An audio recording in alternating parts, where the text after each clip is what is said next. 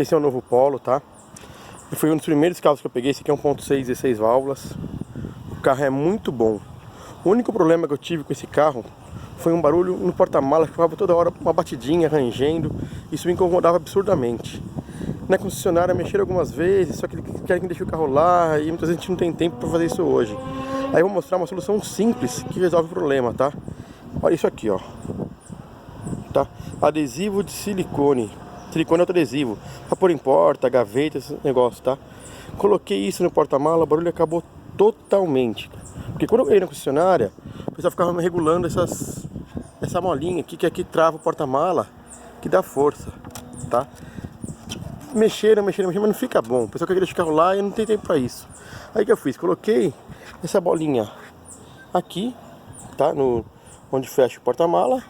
Coloquei outra do outro lado, tá? Resolveu o problema, pessoal. Simples, barato e sem perda de tempo, tá bom? Espero aí ter ajudado, tá bom? Mas o carro em geral é um ótimo carro, tá? Podem comprar tranquilamente, que vocês não vão se arrepender, tá? Abraço, pessoal, espero ter ajudado.